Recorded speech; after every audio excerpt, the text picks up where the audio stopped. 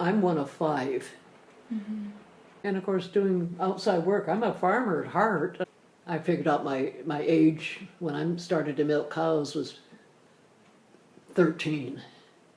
So coming from milking cows and shoveling you know what, I'm way smarter than a lot of people. I said I didn't have children of my own, but I sure ended up with a lot. Happy birthday to you. Happy birthday, dear Addie. Happy birthday to you. Happy birthday to you. All right. How old are you? 5. And I went to PLC because it was only 25 miles from our farm. That was the reason. And I wanted to be a teacher. From the time I was in second grade, I always would say I'm going to be a teacher. I evidently liked Miss Heck in second grade as my teacher. You just treat them the way you want to be treated. You want to be treated with respect. Yeah. So why would we want to treat children with respect? Mm-hmm. So my students would have a treat on Friday. That's smart. We both graduated in 50, and we had done those classes while we were in school. I didn't really know him except during those later years, like probably 49 or something. The lady PE teacher started this group, so she would pick and choose people that she thought, could have some fun with that folk dance group. But she wasn't allowed to say dance, she'd say games. And of course, Uncle Willie was a good dancer. Oh, he knew every because he lived in the hilltop as a kid when they came from New Orleans. He knew Swedish, Norwegian, because there's a blended hilltop area. Greek, Japanese, Chinese, anything that was there, he picked up on their language. We would think that this racist stuff would be long gone years ago. But then when we spent all of Europe in the summer of 1970, just vacationing in Europe. We went to 13 different countries. We were never treated with disrespect in any of those countries. Many of the places we stayed in homes because we had that list of homes that were available because they rented, to travelers and students. Wow. Never. But then we come back and then we get thinking about waterfront property again, which everybody always thought about that. So Uncle Willie would look at the ads in the local papers. So you notice an ad for waterfront property out at Key Peninsula, out at Home or Lake Bay. So he decided to go over to the real estate guy and ask about it. And yes, there was a couple that lived in Tacoma that was selling it, Mr. and Mrs. Haugen. And they were getting on in age, so they needed to sell it because it was just vacation property for them. So the real estate man said, well, actually, before he told Bill that much, he took Bill down by Allen to some high bank water property, which wasn't appropriate. But on the way back from Allen, the agent said, I need to go in here to Home and change a listing. And Bill was riding with him. And so Bill said, I have time, So they go in to this property off of Hoff Road, drive down, then up, and then Bill looks out over the water. There's the mountain, water, and then he looks like this. It's a red cottage that reminded him of the kind we saw in Norway in the summer, past summer. And so Bill said, oh, this is just what we're looking for. But the man didn't offer it to him. And they got back to the real estate office because Bill's car was there.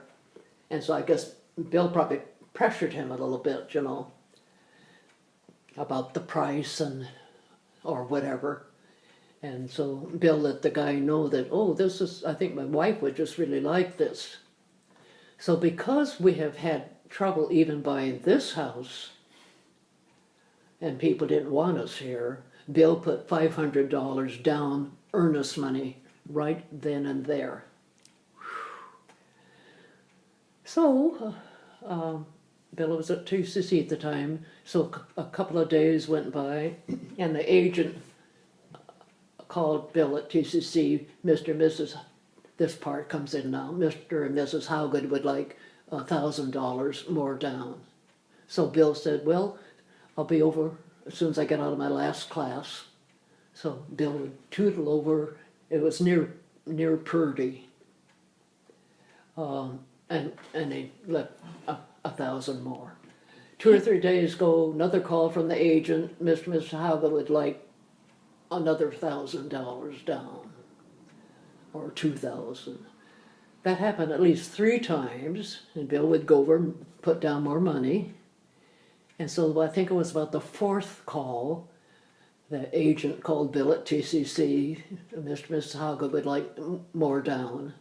So Bill said, well, I'll wait until my wife gets home from school and then we'll be right over. So he waited until I got home, and I can remember so vividly, it was the old Highway 16. We're driving over there, and I can remember saying to Bill, be ready to buy it outright. They're not going to keep us from getting this property. So we got over, to the place, and now I think we put another $2,000 down, and the agent had to accept it. So now we're buying a piece of waterfront property listed for $27,000, and we have $10,000 down. That's discrimination. Yeah. But it wasn't the agent would always blame it on Mr. and Mrs. Haugen. It wasn't them. It was a agent probably talking to other agents over in the white community. You don't want to sell that to a black man. I think that was. So as it turned out, getting acquainted with Mr. and Mrs. Haugen, who lived here in Tacoma, Bill had been at Lincoln High School with their daughter, Nancy. So they had no complaints at all. And then that went on the end. That's a you. And you painted I that. painted it when I took classes over at UPS. You're so good. Took most of my classes in art. So I earned a 5th year, and a 5th year brought me up in the pay scale. Wow. So that's 1964. So good. You're talented. And I never really valued it until I read more about artists and art, and and I think I did a lot of art. Well, that Christy did that one. That one. But all those in the living room I did, and there's some others. So. I just have to tell you a little bit more about Uncle Willie. Please. So when I brought him home, we had multi-care service for physical therapy. And so they could come X number of weeks, which I think was 10. And of course your insurance pays for it. So it was always 2 gals, but not always at the same time. Be one or the other. And of course, they just adored him. Because if they start talking about a bone or something, he would finish it off for them. And so they did all kinds of exercises because of his neuropathy, And so it'd be like legs and arms, and I would watch, and I wrote everything down. So after they left, I kept up with most of that also. When I started it, I said, okay, right arm, do 10 on the right in Spanish. So we do count in Spanish. Okay, now left arm, 10 on the right in Philippine. And you could count all the way up. Then back, 10 on the right in Japanese. And another 10 on the right in German. And so then one day I said, okay, ready? 10 on the right in African. Ooga, ooga, ooga. That's what he said?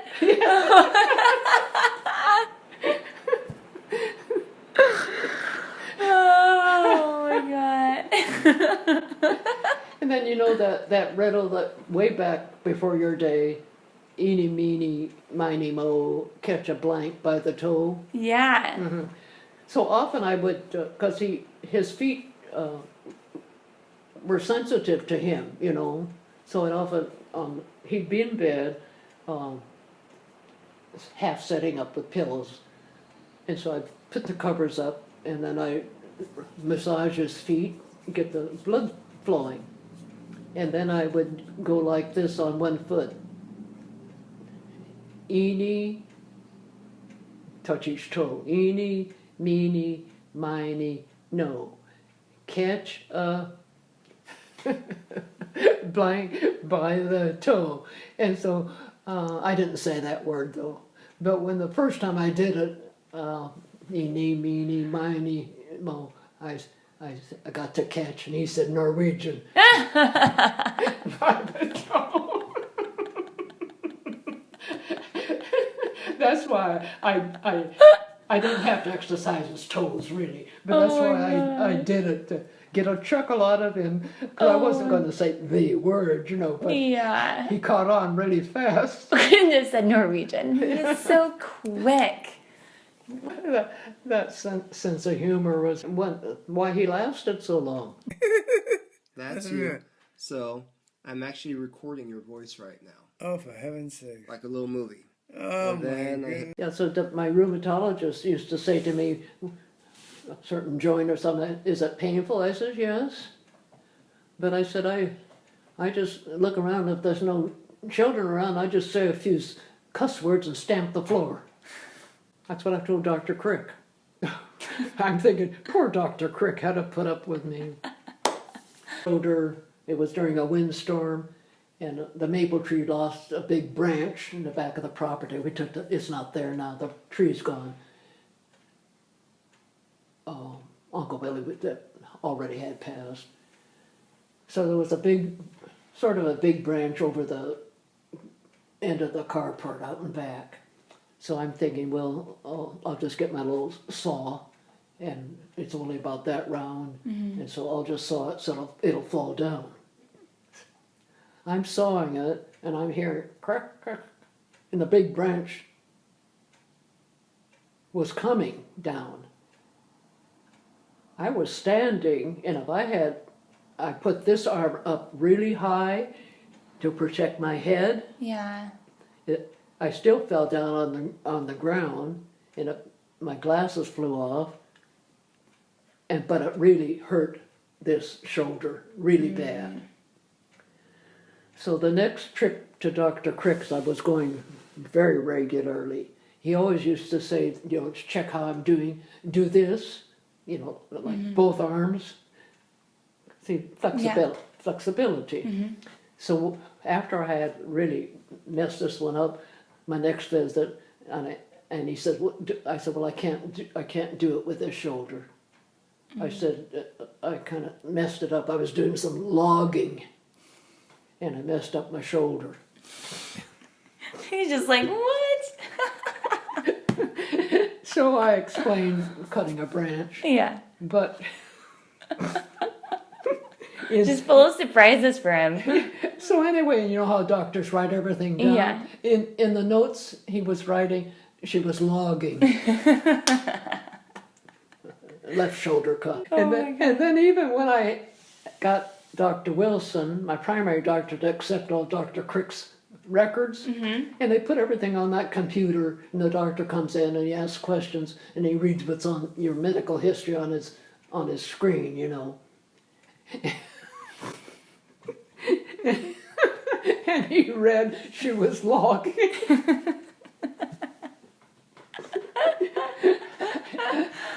But I had told Dr. Crick I've had to give up logging, like on the next visit after that, and I told Yeah. Dr. West I don't do logging anymore.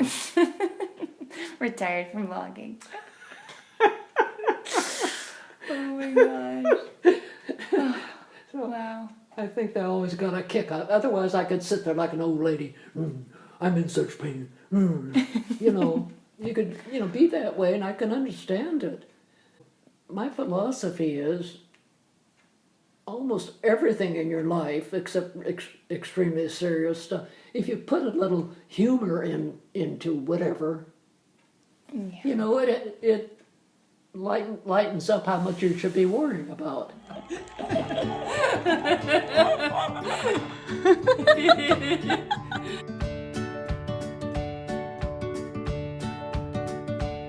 That's right. 1, 2, button your shoe. 3, 4, close the door. 7, 8, pick up sticks. 7, 8. Don't be late. Don't forget. Don't. For you? Thank you, Auntie.